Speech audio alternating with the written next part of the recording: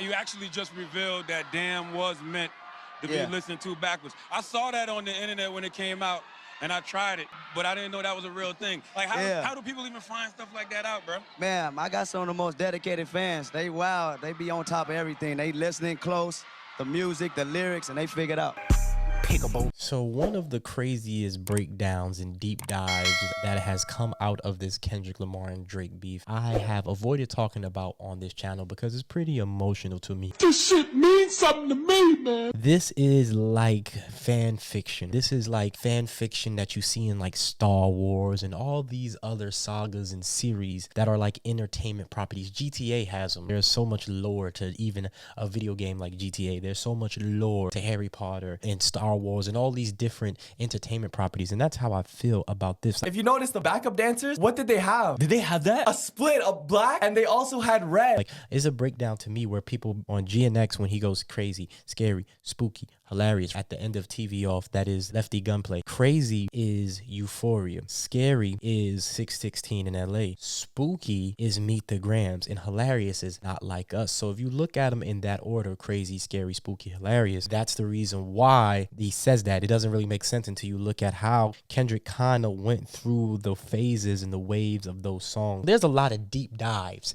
that I could dive into with this. Even the mention of the wires in your circle should trouble you. If you were street smart, then you would know that your entourage was only to hustle you. The Wire, Entourage, the last one was Euphoria, HBO shows. Like, there's a lot more that I can actually pull out of it. And one of the ones that I said was the most important is the connection to Drake and XXXTentacion.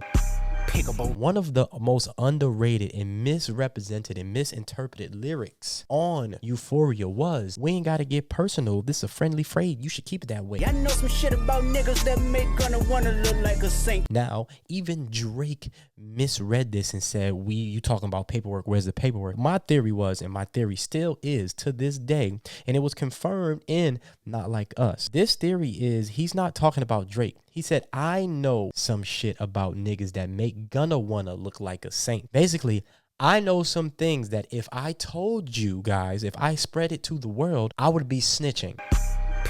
I would be snitching, especially from the code of ethics that Kendrick comes from, which is Compton, the streets, this, that, and the third. He's been affiliated with different he's been affiliated with different street organizations, different community activists, community organization groups. So if he was to say these things, he would be the snitch, not Drake. And I think a lot of people misinterpret this, but this was confirmed to me on Not Like Us when he said, the rabbit hole is still deep. I can go further, I promise. Ain't that something? The funny thing is, a lot of these theories and a lot of these videos, y'all might be tired of them, but these are things that I have been telling and I've been yelling into my wife's ear on them sweaty nights, just like the baseball meme. That has been me. And now that everybody is gravitating towards the song Peekaboo and they've linking all these different connections, him standing on top of the car at the Super Bowl. Your religion, your pastor fuck kids and got sent to a prison in PC. I seen the devil, he's in you, women, you need saving to listen to this, see. The energy only circulate through us. Everybody must be judged. But this time, God only favoring us. This lyric, that lyrics, the Helping Hand challenge. If yourself, a brother helping hand. Right. Well, people remember before XXXTentacion died, he was given, yes, he was doing the Helping Hand challenge. This is something that I have straight, and I'm getting goosebumps talking about it now, because if you go even on my Twitter, I don't even think, that's so much on my Twitter, I probably can't even delete it, but I've had sweaty nights of me linking all of these different things about how XXX posted this and XXX posted that, the whole I'm Upset song and the 50,000 on my head is disrespect, the 100,000 on my head. That is, they were beefing, and I was watching it live, and I was an extreme XXX fan. Even when XXX died, there were only 3 major artists to come out and pay respects to X on Twitter, and at the time, they all 3 were not really on good terms with Aubrey Graham. The 3 artists that came out is Kanye West. I know. Kanye West came out and said, R.I.P. We loved you. You were great. J. Cole. Now, remember, this was 2018. Drake was kicking Kanye's back in, and it was still a little weary about if him and J. Cole, a couple of lines on a couple of the records were actually about Drake. They didn't really come together. Drake didn't really put his arm around him until after the 21. How many faking their streams, getting their placement machines. I've broken that down in videos before because I personally think J. Cole was talking about Drake, and they were having a little bit of beef. If you go look back at those albums before the I Am Great Greater Than song before 2018, 2019, they were kind of like getting at each other. So he wasn't on speaking terms with him. And then the last person, of course, was Kendrick Lamar. Kendrick Lamar was very adamant to Spotify, if y'all take his music down, I'm taking my music down. And in specific, thank you, Kendrick Lamar. Kendrick Lamar went to bat for this guy. Now, less than a month after announcing a hateful conduct policy, Spotify is basically backtracking. They're doing the moonwalk. But Kendrick Lamar and a couple other musicians said, yo, we might have to take our music off Spotify. Now we hear XXXTentacion basically saying, thank you, Kendrick Lamar, for sticking up for me. And he went to bat for him. And it's funny because one thing Drake could never link within the beef with his allegations that he laid upon Kendrick was his support for XXXTentacion, which RIP to the man, but he had a lot of DV, domestic on his jacket. He had, a girlfriend that had, some pictures and things like that. Drake can't really fully dive into that without mentioning that kid's name. And one thing he has managed to do is not mention that kid's name, but he has subliminally dissed him for a very long time. I'm not here insinuating that he had something to do with the death of XXXTentacion, but it is clear to everybody who was paying attention that he alluded to it, he disrespected him, and he made fun of him throughout his career so far since his death. He's made fun of this. This has been in the theories and the blog communities for a long time. Yes, the helping hand challenge was a thing. XXX was pressuring Drake and bigger artists to actually do something. So Drake, being the person that he is, while a lot of people in Toronto were very upset with him, because he went to Miami in order to troll X and he gave out the money in the God's Plans video. He's done a few things, right? They started off beefing because the KMT. X posted a picture of his mom. X posted a picture of Drake with on his face with on his face. There was a lot of beef. XXX went on IG stories and said, I have $100,000 for Drake's head. Thus the song I'm Upset. And thus the song SMS Send My XXX. That's the only time I want to shoot you on the leg. Why you keep on shooting when you know that you're dead? Gun sound. I think that was Thug on the back. This is what's been going on. Like I said, if he didn't have anything to do with it, there's been a case. The case popped back up after he was going to sue UMG and all of this talk was coming out. That case popped back up and they reopened it. There's a lot that goes into that theory, and it's I've been trying my hardest to not talk about it, but like I said, Kendrick was alluding to that from the beginning, and I think I even tweeted about this. I be tweeting. I be out there, whatever. I'm just now starting to get a platform, so I know people are like, man, I'm tired of these videos. A lot of these conversations are sweaty conversations that I've been having with my wife for years. This Kendrick Lamar Drake beef did not make me start looking at Drake different. I was probably one of the first Drake fans to be like, nah, this ain't it. And I had to burn some candles, man, because when you start talking about stuff like this, it's spooky. Go live. Crazy, scary, spooky, hilarious. I have a lot of these theories, like even on the Heart Part 6, I have a theory. Well, not a theory, but Kendrick loves Phil Jackson. There's plenty of videos of him talking about Phil Jackson. I'm foul.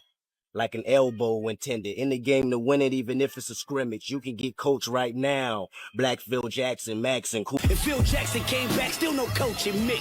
I'm uncoachable. Punch played Phil Jackson in my early practices. I'm pretty sure Kobe Bean Bryant is his favorite player. I think it's his favorite team is TDE. Studio filled with Jack in the Box. And then he also talks about we was watching World Star, not the ESPYs, laughing at B Pumper. Drake actually was the host of the ESPY. Good evening and welcome to the 2014 ESPY Awards. Make some noise for yourself. Around that time is when the Control verse came out. And I'm pretty sure Kendrick was probably still hungry during those days, even though, I'm pretty sure at that point he had Good Kid, Mad City. But I still think like those were real, still heavy TDE days. When the Control verse came out, Drake went to Marcellus Wiley and he started dissing him. Drake came on our show, Sports Nation, and it turned into him going at Kendrick Lamar and really going at Kendrick Lamar, saying, man, come on, man, I'm me and he's him, and all like he just sunning him. So, and Drake threatened that if you guys don't get rid of this footage, I'm going to not host the ESPYs. Drake just called again. He said, if we air that interview, he's not hosting the ESPYs. It's a lot of deep dives. Kendrick was getting at him in so many different ways. So this line on Euphoria is one of the most slept on, misinterpreted lines. Kendrick knows something about Drake, and if he exposed it, he would be looked at in hip-hop worse than Gunna Wanna. I know some shit about niggas that would make Gunna Wanna look like a saint. I know that you guys are snitches, and if it wasn't that, you always gotta understand Kendrick is very calculated. So I've been avoiding this topic for a while. I am so happy that people are having that conversation for me, because honestly, I was a huge fan of XXXTentacion. I'm a lyrics guy, and I don't really like a lot of these new kids. XXX was one of those first new age kids, and maybe the only one that I really really gravitated towards. I didn't gravitate towards Lil Peep and Perp Smoke and even Juice WRLD. I've said that before. I didn't gravitate towards these guys, but I gravitated towards him because I liked his style of rock and the way he influenced so many different things, and it felt genuine. And his energy was very captivating. His style was very captivating. He had a lot of that fake woke deep stuff that I like, you know, because even if you fake deep, I like it. You know what I'm saying? You could be fake gangster or you could be fake deep. And, you know, even though he had a lot of trials and tribulations in his life, I really resonated with the music. And 17 and Question Mark they went number one. The boy was a force to be reckoned with. So out of respect for him, I've stayed away from that. Out of respect for everybody involved, because I do come from a code of conduct, and certain things, you know, you don't want to try to allude to somebody going to prison. All of this is allegedly, all of this is fan fiction. But that guy, Drake, he definitely played with it, and he definitely ran with it. The assassination tour, you know, you can go watch Thought Crimes. You can go watch plenty of the deep dives out there about this conversation. I'm happy it is coming to the forefront because there's still a lot that I know for a fact people are not uncovering and people are missing when it comes to the entire breakdown of what this beef was, what this beef is, the peekaboo, the performance. I'm so happy that there's other people out there to have this conversation. So do you think Kendrick knows something? Do you think peekaboo and all of these things are leading back to a conversation about XXXTentacion? Make sure you comment, like, subscribe, ring that notification bell so you can be notified whenever I release a video. Join to be a member because you will get this video first. You will get exclusive content. You will get things that I do not put on the algorithms because I don't think the algorithm's ready for that. So join to be a member. You can hit the join button. The link is in the description. Subscribe. Donate to this Cash App if you do feel inclined so you can help the mission over here, so you can help further and you can donate to the channel. Anything is appreciated. Read my soul out. Peace.